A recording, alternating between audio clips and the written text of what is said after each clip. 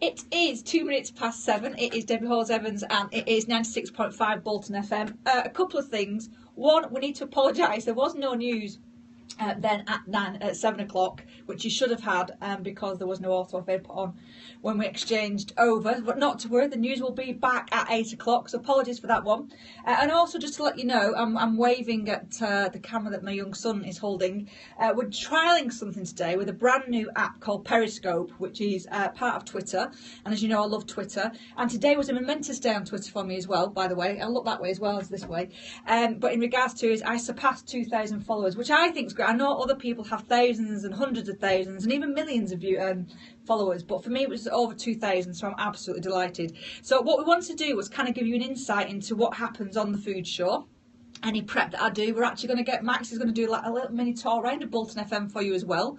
When one of the he's pulling his face, I don't think I agree to that.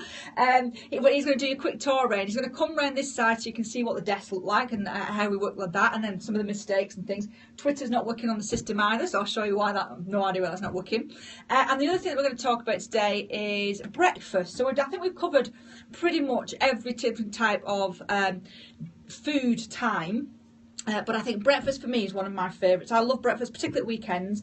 I do like a good brunch because, you know, particularly we've got hangover breakfast. I've also got a book, this one here, zoom in Max, this is one of my favourites. I've had this about 18 months now. There's a guy called Malcolm Eggs, that's not his real name, that's his pseudonym. But he started a kind of a breakfast review club down in London, and kind of this book is evolved from that. I do believe he's on Twitter as The Happy Reader as well. I don't know, I might be wrong there. But just check that one out. But I've kind of used his book for some resource, but also all my own recipes and applications and stuff that you can try at home, which is fantastic. Let me know if you are following us on Periscope, because that'd be really cool to see if you want to what you want to find out. And we'll also play music on this show for anybody who's not listened or watched or done anything before. Now, I'm not a massive music person. I'm a real foodie, as you can probably see, nice and round because of the quantity of food that I eat.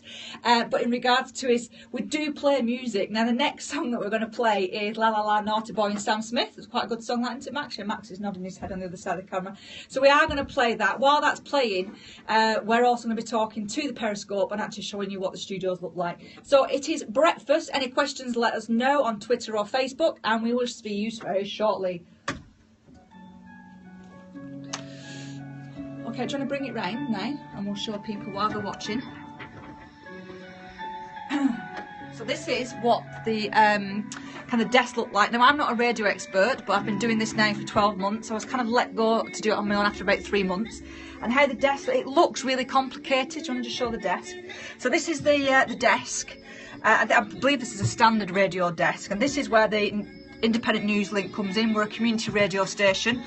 This is all the different cassette desks. So for example, this one here is La La Naughty Boy featuring Sam Smith. That's playing on, it's called the Myriad system, but it's like a cassette. If you imagine you had 4 different discs or cassettes, that's what they are. So you can move that up and down for sound.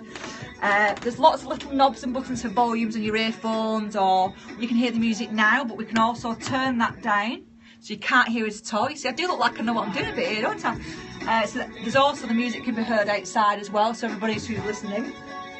We've also got microphones and headsets on the opposite side, and that's all what's on here. So if somebody phoned in, whoa, I better feel a bit sick there, Max. But if somebody phoned in, for example, we'd be on the telephone line here, co-presenters or guests, they'd be on these microphones. And then here we just have, so if you can tell that I know that I'm talking when I'm online, here's these little like arrows, because I'm really loud and noisy. You can actually see where the needles go. So you can either move this further away, so I get a little paler. Oh no, so that's what we do. And then this is all the information. So there's loads of stuff. You can drag and drop, you can move stuff, you can add stuff, pretty much do what you like. It is absolutely one of the coolest things I've ever done, and I do absolutely love my hour on the food show. And then what we do is we prep a show. So shall we just show what we prepped? So this is as basic as it gets, because I then use the rest of my brain. So we're looking at Periscope and we're trying that out today. My theme's breakfast, and I've kind of, as I already introduced, Malcolm Eggs, my little book here, brilliant book. But we do pretty much always have a cookbook and reference. We're going to look at common breakfast, international breakfast. How do we get 5 or 10 a day even in our breakfast? Our book recommended is the Breakfast Bible. And then just stuff that I've said, stay away from processed breakfast cereals, Maximilian. if I just do this now, I'm just going to show you, that's Max there, you see, look at that gorgeous face. See, and he's the teenager who eats breakfast cereal, naughty breakfast cereal, by the ton. So that's what we're on so now. So what it also tells us, just so that you know, on this bit here, it tells us how long we've got to go to the next song, or when the song's going to fade out. Now on here, this bit here, if it's got a red square, that means I've got to be really alert and remember that the music will just stop. And there have been many times when I've been on this show and I've gone, God, it's gone really, really quiet. Why has it gone quiet? And the reason why it's gone quiet is because I've put the red square on and actually not played any music. But the easiest thing to do is you just press this very large button here, you can't miss it, the go button, and that just starts whatever in the system. So you know you can have it, maybe some nanoseconds of silence, but it is easily rectified. But like I say, I have had several moments of silence to the point of, I think the worst time I ever did it was they came dashing in, and we've got 13 seconds to go now, Mac, to the next song. So it's going to go red, and then I then lift up my main presenter and I start talking, and there we go. So whilst the Naughty Boy and Sam Smith makes me sound like I really know what I'm talking about music wise, la la la la, I do like Sam Smith. I have to say I absolutely adore his album, and I love his voice and everything about it. So I do know who he is. I've no idea who Naughty Boy is. That's what Max is. He's a naughty boy. All right, so we are on Periscope at the minute, which is the new app from Twitter. And it's a bit like Max said, there's a thing called Snapchat, which I know you do. It's like instant photographs. But this is a way of people interacting. You can put like love hearts on it. It tells you in the corner, have we got any people watching? We've not got anybody watching, so we're just recording for the heck of it. But hey ho. So we've got that going at the minute as well. So we're going to download that, and then I'll put that on my website as well, because that's quite a good idea. But the other thing that we've got as well is we're talking about breakfast. So breakfast is one of my favourite meals of the day. I've got a very healthy appetite, as we know. And one of the things that I had got was this book. This is one of my many schooling books. This is just a fab book, because it's not just about breakfast. It's not just a cookbook. It's got games in it. It's got history in it. It's got heritage in it. It's also got, which I absolutely love, drinks in it. And even alcoholic drinks. It's even got a breakfast quiz as well. It's a really good book. It's really good fun. It's even got horoscopes in. How horoscopes kind of befit your breakfast. It's a really, really well done book. A great gift for any foodie, actually. So we'll put that up. That's up on my Twitter at the minute, because the Twitter here isn't working. No idea why. So my Twitter is @HomeOfRealFoods, if you follow that. So what I want to do is kind of bounce around some breakfast, and then what do you do? What do I do? And that kind of thing. And I kind of put it in common breakfast, international breakfast, and then kind of 5 to 10 a day kind of breakfast. So how do we make sure we get really, really healthy breakfast? Now, the common breakfast, as we all know, is a full cooked breakfast. Now, I'm married to a Scot, as you've already known, because I interviewed him quite a few times on this show. And we like haggis with our breakfast. So we'll do haggis, unless you just sautéed off. But the other thing about me, for breakfast, with a cooked breakfast, is leftovers.